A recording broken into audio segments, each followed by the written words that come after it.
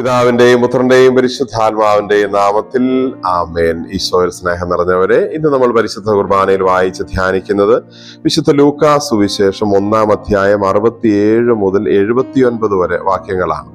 സ്നാപക യോഹന്നാന്റെ ജനനത്തെ തുടർന്ന് അവന്റെ ജീവിത നിയോഗം മനസ്സിലാക്കിയ അവന്റെ പിതാവായ സഖറിയ സ്നാപകയോഹന്നാന്റെ വരാനിരിക്കുന്ന വലിയ മഹിമയെ പ്രകീർത്തിച്ച് ദൈവത്തെ വാഴ്ത്തിക്കൊണ്ട് സംസാരിക്കുന്ന സഖറിയായുടെ ഒരു പ്രവചന ഗീതമാണ് ഇന്നത്തെ സുവിശേഷം.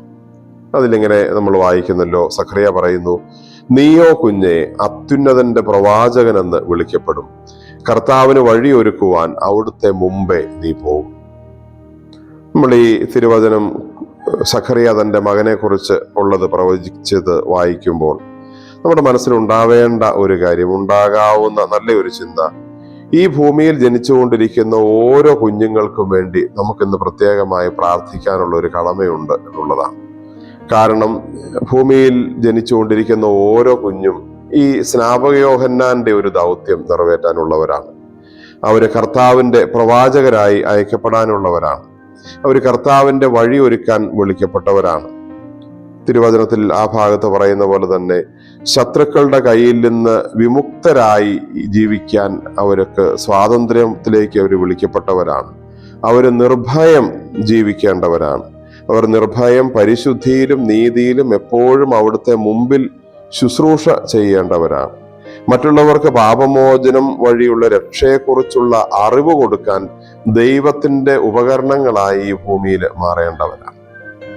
പക്ഷേ നമ്മുടെ കുഞ്ഞുങ്ങള് പലപ്പോഴും വളർന്നു വരുന്ന സാഹചര്യത്തിൽ അവർക്ക് നന്മയേക്കാൾ കൂടുതൽ തിന്മയുടെ വഴികളിലേക്ക് അവർ നയിക്കപ്പെടുന്ന സാഹചര്യങ്ങൾ ഇന്ന് ഒത്തിരിയേറെയാണ്. അതുകൊണ്ടാണ് ഇന്ന് സ്നാപകയോഹന്നാൻ എന്ന ഒരു കുഞ്ഞിനെ ഇന്ന് സഖറിയ പ്രാർത്ഥനയിലൂടെ അനുസ്മരിക്കുന്ന ഈ തിരുവചന വായനയുള്ള ദിവസം നമ്മുടെ എല്ലാ കുഞ്ഞുങ്ങൾക്കും വേണ്ടി നമുക്ക് പ്രത്യേകമായി പ്രാർത്ഥിക്കാമെന്ന് നമ്മൾ വിചാരിക്കുന്നത്. ഈ കുഞ്ഞുങ്ങൾക്ക് ചെയ്യാനുള്ള ഈ നിയോഗങ്ങൾ പറയുമ്പോൾ അതെല്ലാം നമുക്ക് മനസ്സിലാകും. അതെല്ലാം ഓരോ തരം പ്രൊഫഷണലുകളിലൂടെ, ദൈവവിളിയിലൂടെ ദൈവത്തിന് ശുശ്രൂഷ ചെയ്യേണ്ടവരാണ്.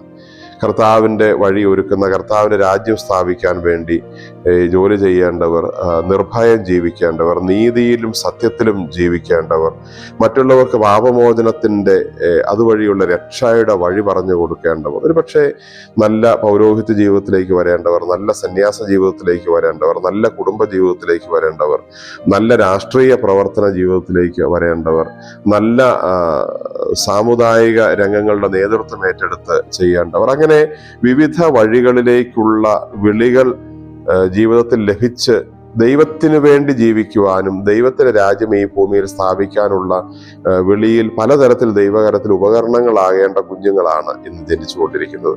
അപ്പൊ അതുകൊണ്ട് ആ കുഞ്ഞുങ്ങളെ കുറിച്ചെല്ലാം ദൈവത്തിനുള്ള പദ്ധതി പൂർത്തിയാകത്തക്ക രീതിയിൽ അവർ വിശുദ്ധരായി, തിരുവചനം പറയുന്നത് പോലെ നിർഭയം പരിശുദ്ധിയിലും നീതിയിലും എപ്പോഴും അവിടുത്തെ മുമ്പിൽ വ്യാപരിക്കുന്ന കുഞ്ഞുങ്ങളായി മാറാൻ നമ്മുടെ കുഞ്ഞുമക്കൾക്ക് വേണ്ടി നമുക്ക് പ്രാർത്ഥിക്കാം. നമ്മുടെ കുഞ്ഞുമക്കൾ ഇന്ന് ചെറുപ്പകാലം മുതൽ തിന്മയുടെയും മറ്റ് ദുർമാർഗങ്ങളുടെയും ഒക്കെ വഴികളിലേക്ക് നയിക്കപ്പെടാൻ ഏറെ സാധ്യതയുള്ള ഒരു ലോകത്തിൽ ജീവിക്കുമ്പോൾ നമ്മുടെ കുഞ്ഞുങ്ങൾ വിശുദ്ധിയിലും ദൈവഭക്തിയിലും നന്മയിലും ഈശോയെ പോലെ പ്രായത്തിലും ജ്ഞാനത്തിലും ദൈവത്തിൻ്റെയും മനുഷ്യരുടെയും സംപ്രീതിയിൽ വളർന്നു വരുന്നവരാകാനുള്ള അനുഗ്രഹത്തിനായി നമുക്ക് ഈ ദിവസം പ്രാർത്ഥിക്കാം. കർത്താവായ ഈശോയെ, ഞങ്ങളങ്ങേ ആരാധിക്കുന്നു, സ്തുതിക്കുന്നു, നന്ദി പറയുന്നു. ഈ ഭൂമിയിൽ ജനിക്കുന്ന ഓരോ കുഞ്ഞിനെക്കുറിച്ചും സ്നാപകയോഹന്നാന്റെ അതിന് സമാനമായ ഒരു നിയോഗവും വിളിയും അങ്ങ് കൊടുക്കുന്നുവെന്ന് ഞങ്ങൾ മനസ്സിലാക്കുന്നു.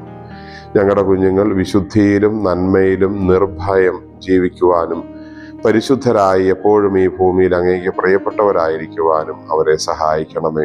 തിന്മയുടെ എല്ലാ തരത്തിലുള്ള വഴികളിൽ നിന്നും അവരെ വഴിതെറ്റിക്കാനുള്ള സാത്താന്റെ എല്ലാ പ്രവർത്തനങ്ങളിൽ നിന്നും അവരെ കാത്തുകൊള്ളണമേ. നമ്മുടെ കർത്താവ് ഈശോ മിശിഹായുടെ കൃപയും പിതാവായ ദൈവത്തിന്റെ സ്നേഹവും പരിശുദ്ധാത്മാവിന്റെ സഹവാസവും നാം എല്ലാവരോടും കൂടെ ഉണ്ടായിരിക്കട്ടെ, ഇപ്പോഴും എപ്പോഴും എന്നേക്കും.